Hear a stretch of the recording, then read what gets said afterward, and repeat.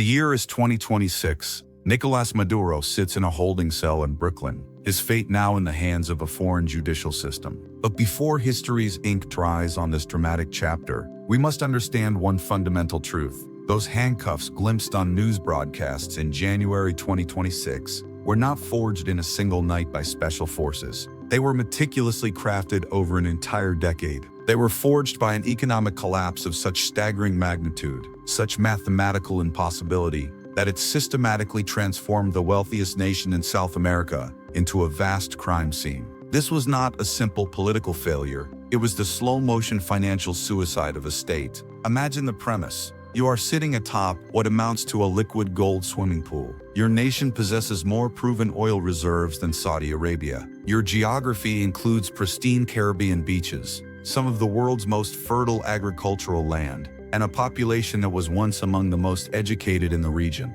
And then, you starve. You don't merely experience a recession or a depression. You annihilate 80% of your national economy in the span of 10 years. How does a government lose the equivalent of $100 billion without constructing a single major bridge or highway? How does it engineer a reality where a simple cup of coffee carries a price tag of 3 million units of local currency? Today, our focus extends beyond the dramatic footage of the West. We are conducting a comprehensive forensic audit of the most spectacular self-inflicted economic disaster in modern history. This is the definitive story of how an economy, or more accurately, the deliberate mismanagement and weaponization of an economy, became the instrument of a regime's downfall. This is the economy that nailed Maduro. This is the final verdict. Welcome to the meticulous anatomy of a national catastrophe. To comprehend why Nicolás Maduro now faces justice in a foreign land, we must rewind to the precise moment the trap was sprung. It begins with a single, almost unbelievable number: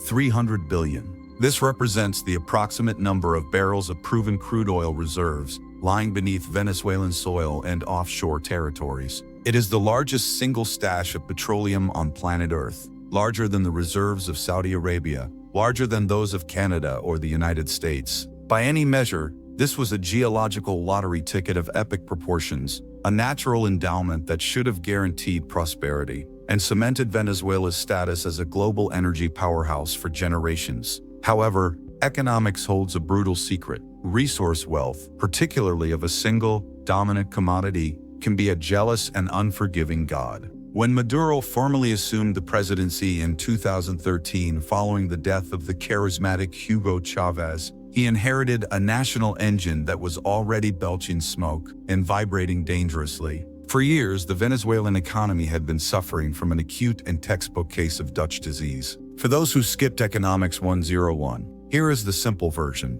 When a country earns enormous revenues from exporting a single resource like oil, its national currency becomes exceptionally strong. This supercharged currency makes importing goods from other countries incredibly cheap. Why bother with the hard work of growing tomatoes, building factories, or manufacturing cars domestically when you can simply use your oil dollars to import them from Brazil, Colombia, or the United States for pennies on the dollar? Thus, Venezuela gradually stopped making things. It abandoned its agricultural sector. It let its manufacturing base wither and die. The entire national economic model contracted into a single simplistic action: pump oil, sell it on the global market, and use the proceeds to buy everything else the nation needed. This strategy worked flawlessly, as long as the global price of oil remained astronomically high, hovering around $100 per barrel. For a time, it funded a lavish state-sponsored party of subsidies, cheap imports, and expansive social programs. But Maduro inherited far more than a dangerous dependency.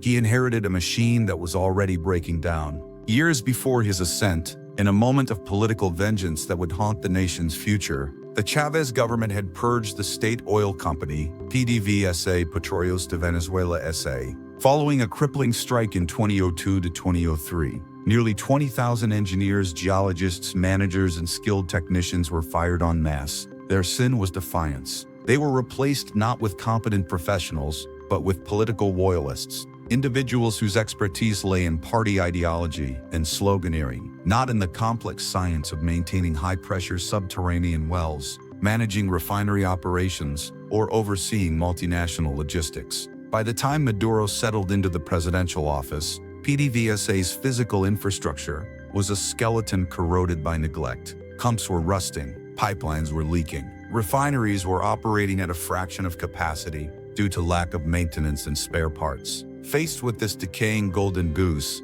Maduro made a fatal choice.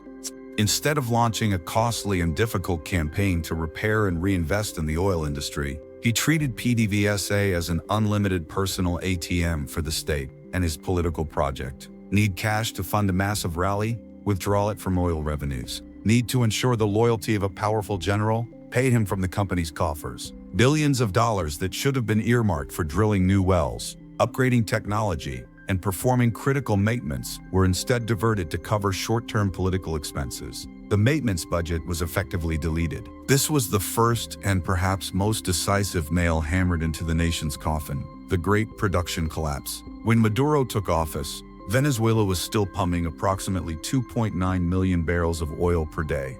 By the time of his arrest over a decade later, that number had plummeted, struggling to remain above 800,000 barrels per day for years. At its absolute nadir in 2020, output cratered to a humiliating 337,000 barrels per day, a drop of nearly 90% from its peak. The analogy is stark. Imagine owning the world's most productive bakery, then firing all the bakers, selling the flour for scrap, dismantling the ovens, and then expressing shock and outrage when you have no bread left to sell. This was the foundational logic of Maduro's economic doctrine. He killed the golden goose. The words of the laws seemed to be unwilling. The words of the world's professional economic world were great. Yet, when global oil prices crashed in 2014, severing the flow of petrodollars, surely the regime adopted austerity, right? Surely it tightened the national belt and made difficult but necessary fiscal choices. The reality was far more destructive.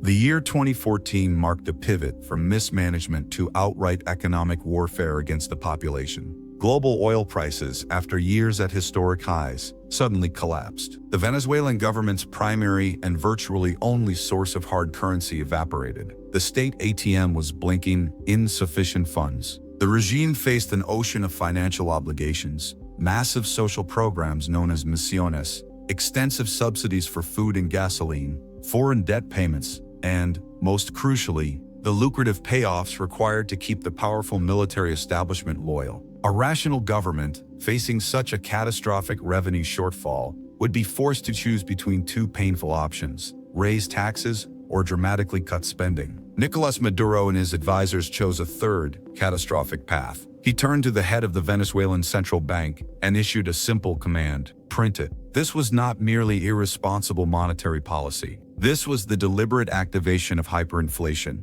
an economic phenomenon so extreme it operates in a realm beyond normal financial comprehension, where the very concept of money breaks down. The statistics that followed are so large they defy easy understanding. In 2013, the annual inflation rate was a worrying but manageable 50%. By 2015, it had jumped to 180%. In 2016, it exploded to 254%. Then, the system shattered completely. By 2018, estimates from the International Monetary Fund and Venezuela's own opposition-led National Assembly placed the annual inflation rate at approximately 130,000%. Some independent analyses for early 2019 suggested it briefly surpassed 1,000,000% annually. To translate this into human experience, imagine you go to sleep on Monday night and a carton of eggs costs $1 By the time you wake up on Friday morning,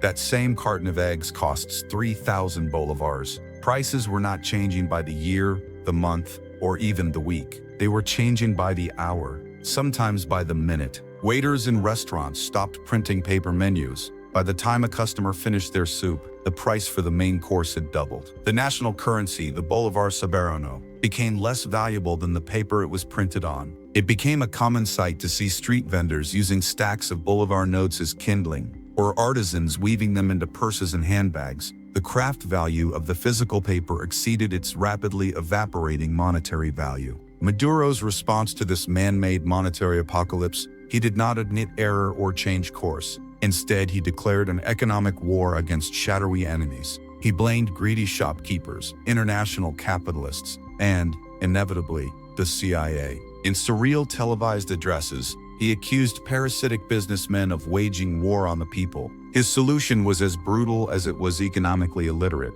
He deployed soldiers to stores and supermarkets to enforce arbitrary price controls. A soldier would walk into an electronics shop, point to a flat-screen television, and command the owner to sell it for the equivalent of $10. The owner, under threat of imprisonment or store closure, would comply. He would then have no capital to purchase a replacement television, and his shelves would remain permanently empty. This was the second devastating nail: the total destruction of price signals and economic trust. A functioning market economy relies on a fragile but essential social contract. Trust that a unit of currency will retain some value tomorrow, and trust that prices, while they may fluctuate, operate within a comprehensible range. Maduro's printing presses and price controls took that trust, doused it in gasoline, and set it ablaze. Holding cash became an act of financial self-harm. People raced to spend their paychecks within hours of receiving them, converting disintegrating paper into any tangible good they could find: bags of rice, bottles of cooking oil, spare auto parts.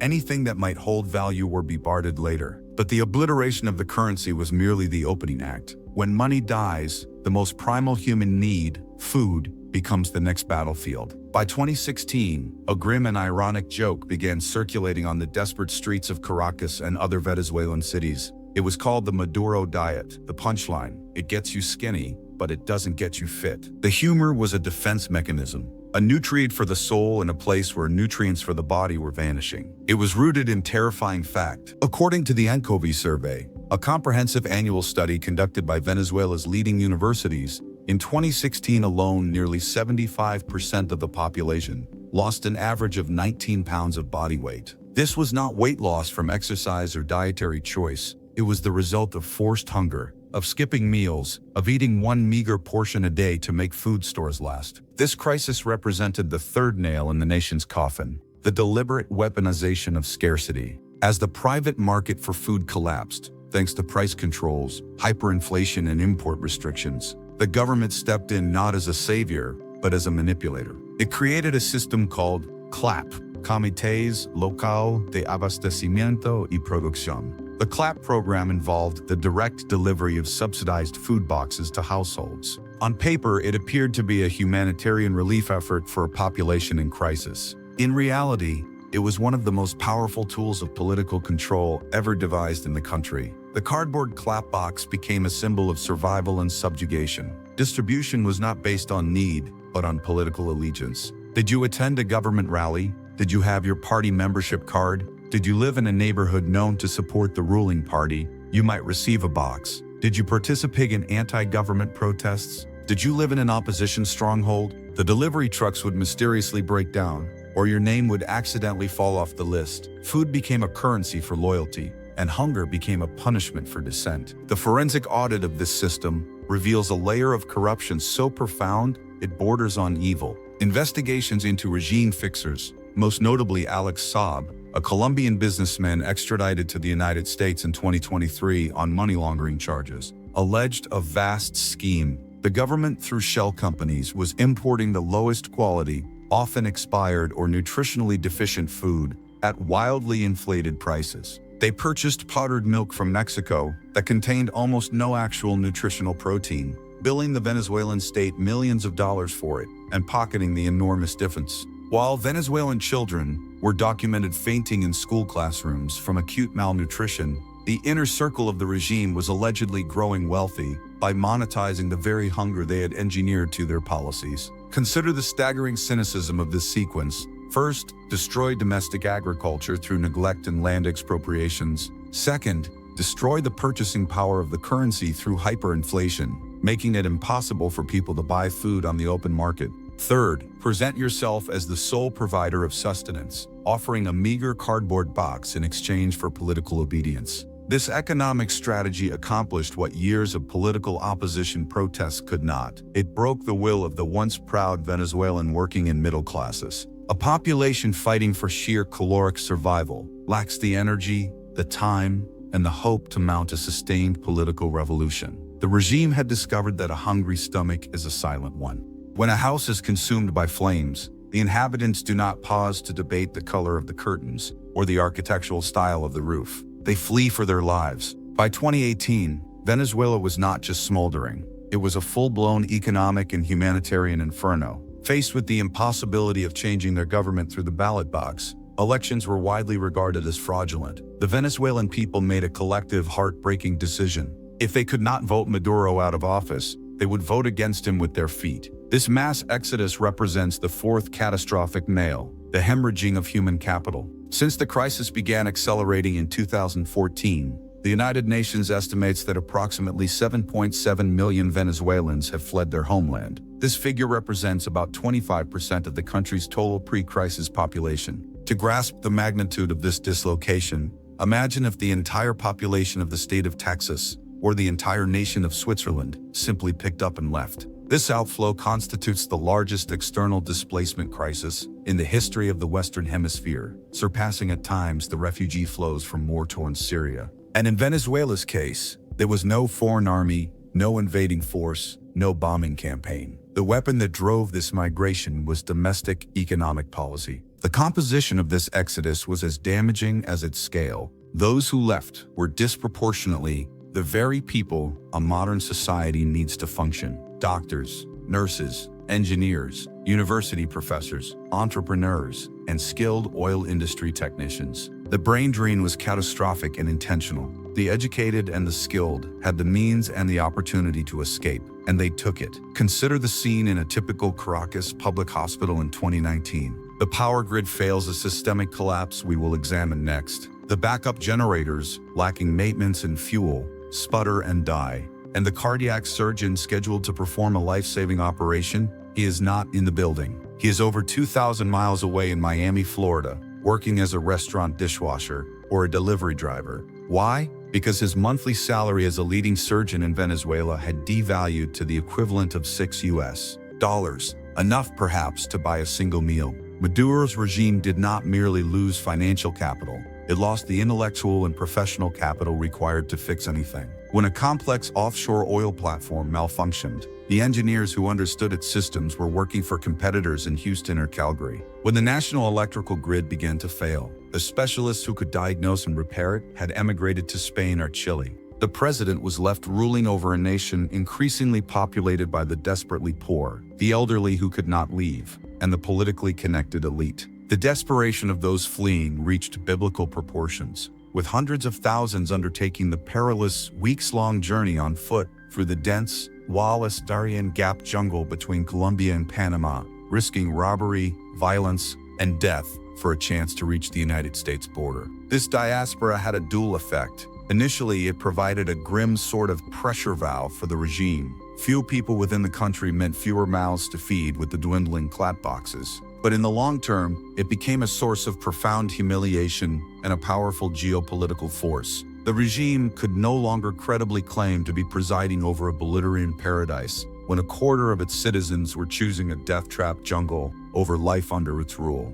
Furthermore, these millions of exiles became a permanent, vocal lobby against Maduro on the international stage. From abroad, they sent billions of dollars in remittances back to family members, tiny lifelines of $20 or $50 that literally kept relatives from starving. Simultaneously, they petitioned foreign governments, testified before Congresses and parliaments, and kept the spotlight on the regime's abuses. The economy had not only driven them out, it had created a global army of witnesses committed to his downfall. Yet, the physical collapse of the nation itself was about to manifest in a way that no one could ignore. The lights went out, and they stayed out. The day the earth stood still, imagine for a moment the total, sudden absence of electricity. You are trapped in an elevator between floors. You are on a subway car, plunged into pitch darkness deep underground. You are a surgeon in an operating room, your scalpel poised over a patient, when every monitor, every light,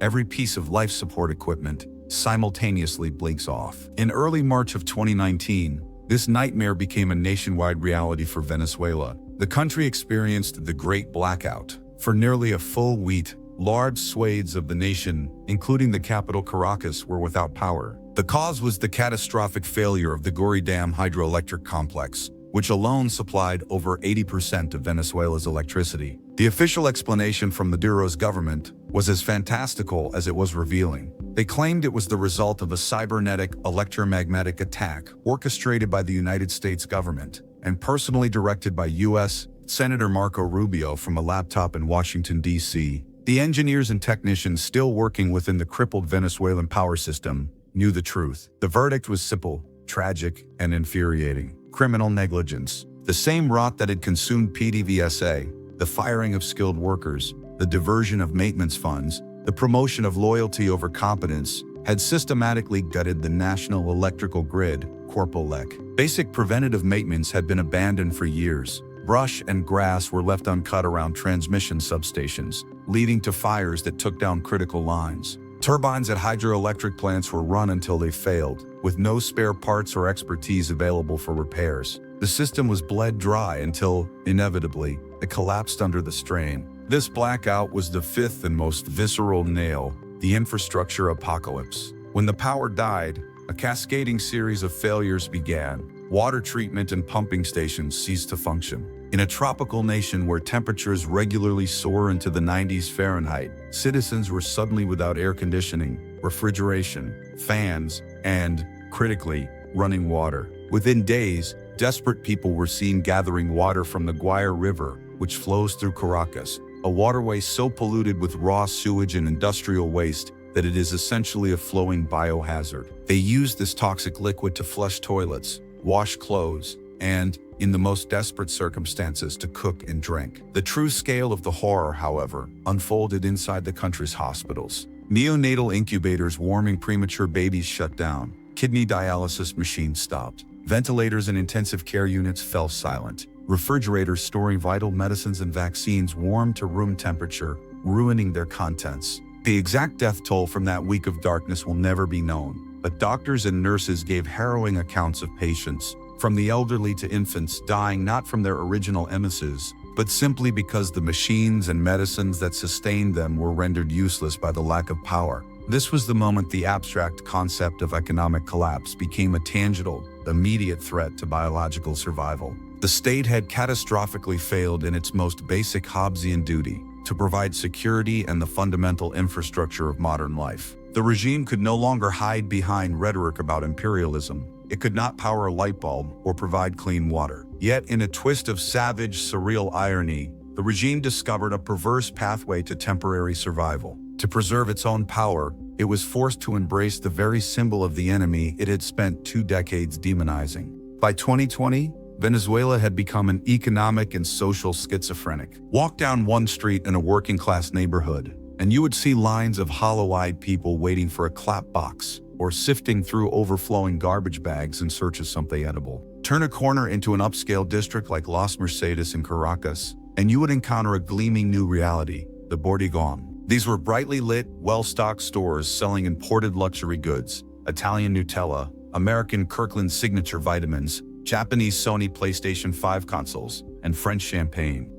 This surreal dichotomy marked the sixth nail, the rise of the zombie economy. After years of fiery anti-imperialist speeches condemning the Yankee dollar, the Maduro regime performed a stunning, silent U-turn. Faced with a completely worthless bolívar and the need for some stable medium of exchange to facilitate even basic commerce for the elite, the government quietly legalized the use of the US dollar. They stopped trying to enforce official exchange rates because the black market rate was the only one that mattered. They let the greenback flow. The result was the instant creation of a 2-tier caste system. Tier 1, a vast majority, over 90% of the population, who still earned salaries in hyperinflated bolívares. For them, the dollarized economy was a tantalizing, unreachable spectacle behind glass windows. Tier 2, the privileged minority. This included regime insiders, high-ranking military officers, narco-traffickers, and those with family members abroad who could send dollar remittances. For this group, a bizarre bubble of luxury consumption inflated in certain urban pockets.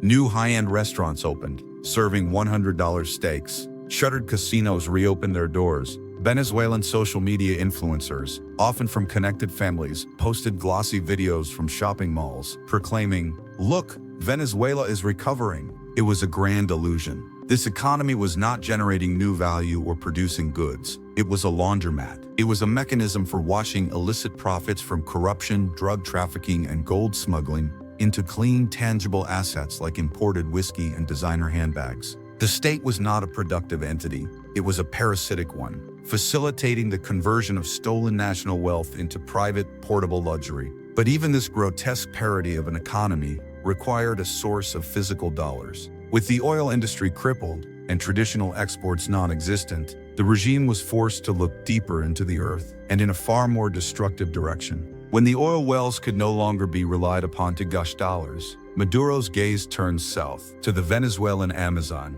This region, part of the larger Orinoco River Basin, is one of the most biodiverse and ecologically sensitive areas on the planet. Maduro's solution to the cash crunch was not innovation or reform, it was primitive extraction. In 2016, he officially created the Arco Minero del Orinoco mining arc, a territory larger than Portugal, and opened it up for uncontrolled resource exploitation. This initiative represented the seventh nail, the full embrace of a gangster economy. This was not modern, regulated industrial mining. This was a toxic, anarchic freefall. The government handed operational control of mining zones to a sinister alliance. Units of the Venezuelan National Guard and outright criminal syndicates, including Colombian guerrilla groups like the National Liberation Army (ELN. The prize was gold. The mining methods were medieval and catastrophic. To separate flecks of gold from sediment, miners used vast quantities of liquid mercury, a potent neurotoxin.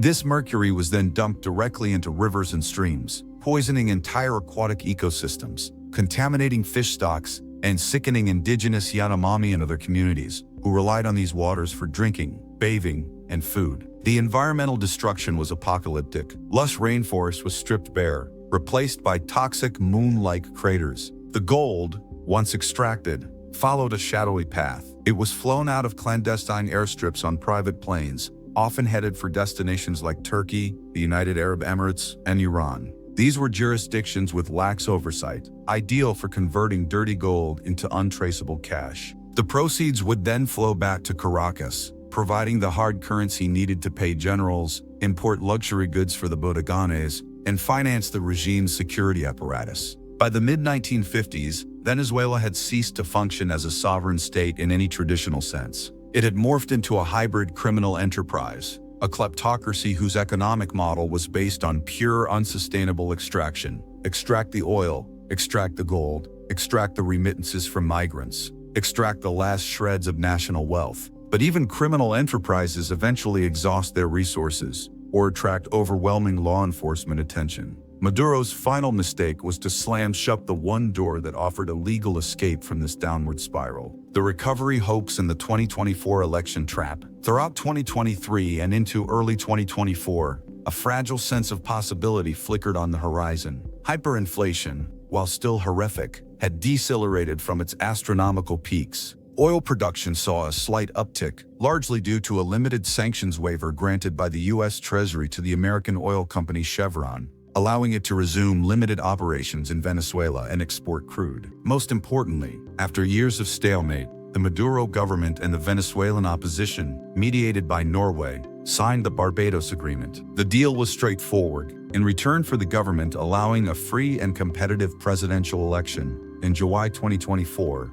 the United States and other nations would significantly ease economic sanctions, providing a lifeline to the suffocating economy. This set the stage for the eighth and perhaps most avoidable nail: the catastrophic opportunity cost of ego. July 28, 2024, presented a clear crossroads, a chance to halt the nation's death spiral. Pre-election polls were unambiguous. The unified opposition candidate, Edmundo González Urrutia, held a commanding lead, with some surveys suggesting a 70-30 split in his favor. Exit polls on election day indicated a similar landslide demand for change. Maduro stood at a historic decision point. Option A was statesmanship: acknowledge the clear will of the people, negotiate a peaceful transition of power, secure guarantees for himself and his inner circle, and allow Venezuela to begin the long, painful process of national reconciliation and economic recovery with international support. Option B was the path of the autocrat: steal the election,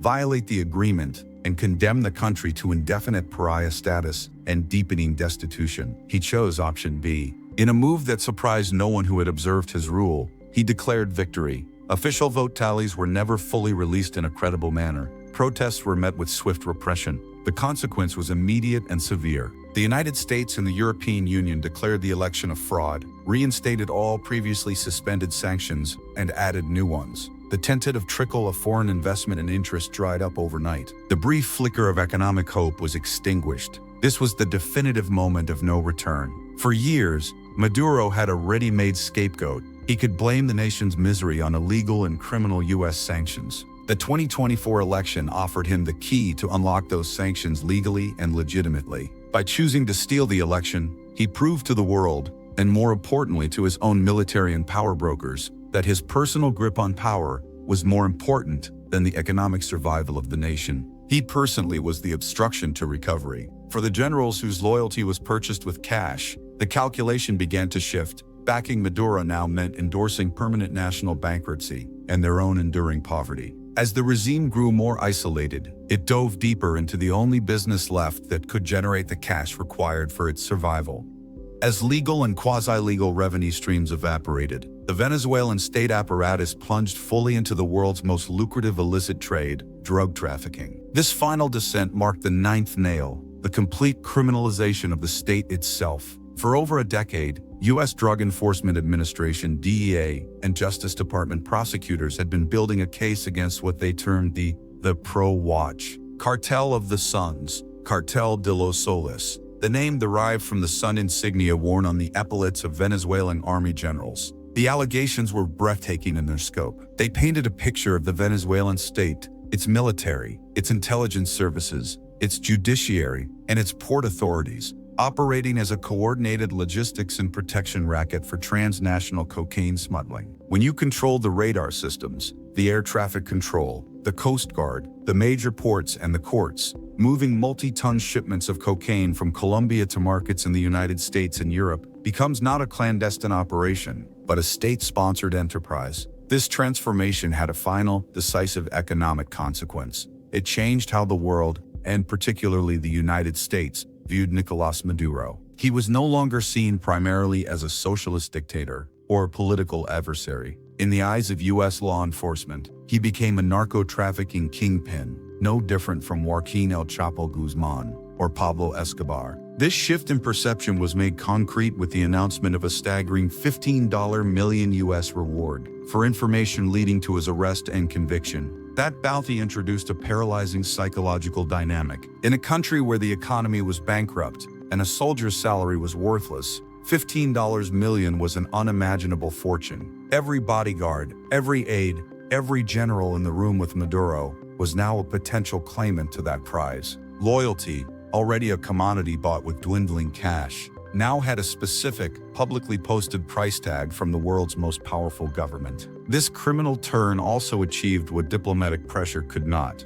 It isolated Maduro from nearly everyone. Even traditional allies like Russia and China grew wary. Regional leftist governments in Latin America, once sympathetic, distanced themselves. No legitimate state or bank wants to do business with a leader indicted for international drug trafficking. By late 2025, the noose was tightening. The economic reality of a hollowed-out, criminalized state had finally cornered the political fantasy of enduring power. History offers a clear lesson about authoritarian regimes. They can survive being hated by their people. They can survive international sanctions and condemnation. They can even survive attempted coups and street revolts. What they cannot survive is the moment their own Praetorian Guard, the military and security forces propping them up, reaches the conclusion that their future is brighter without the dictator in power. Why did the end come in the first days of January 2026? Because the economic math underlying the regime's survival finally hit zero. Reliable reports from intelligence sources and Venezuelan exiles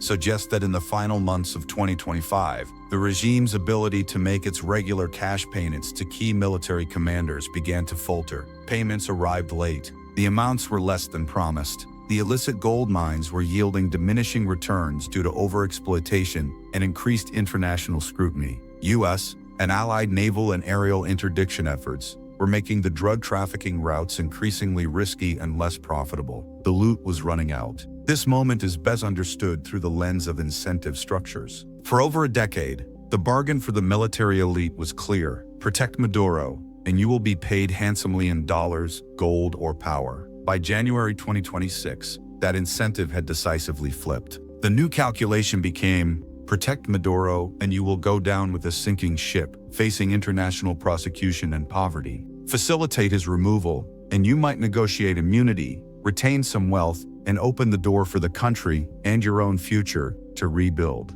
When U.S. Special Operations Forces conducted the operation to detain Maduro, they did not encounter a fanatical last-ditch defense by thousands of loyal troops. They encountered a hollowed-out structure. The economic decay had rotted the foundations of the regime from the inside for years. The final arrest was less a military conquest and more the toppling of a termite-ridden building by a sudden gust of wind. The economy, in the end, did not just weaken Nicolás Maduro. It methodically stripped him of every layer of protection, alienated every potential ally, and transformed him from the leader of a nation into a toxic liability that even his closest enablers were willing to surrender. So here we stand, with the defendant in the dock. The verdict of history is being rendered. Nicolás Maduro faces justice in a courtroom far from the presidential palace he once occupied. But let us be meticulously clear about the force that ultimately defeated him. It was not a rival political ideology that proved superior. It was not the success of foreign-backed insurrections. It was his regime's decade-long systematic war against economic reality itself. He operated under the delusion that wealth could be printed into existence, that a nation could consume its seed corn forever, and that a leader could rule indefinitely over the ruins of his own country. The laws of economics, like the laws of physics, are unforgiving. We have been working with the time and marriages for every single world, with the light and light and light of the Union. The final bill for the Maduro era is a ledger of staggering loss, economic annihilation. Venezuela's gross domestic product, GDP, contracted by approximately 80% between 2013 and 2023, representing one of the most severe peacetime economic contractions in world history, comparable only to nations devastated by total war. Universalized poverty. At the peak of the crisis, the United Nations estimated that over 90% of Venezuelans lived in income poverty, and over 60% lived in extreme poverty, unable to meet basic nutritional needs. The demographic hemorrhage. An estimated 7.7 million Venezuelans, a quarter of the population, fled the country, creating a diaspora crisis that reshaped the demographics of South America and strained social services from Colombia to Chile to the United States.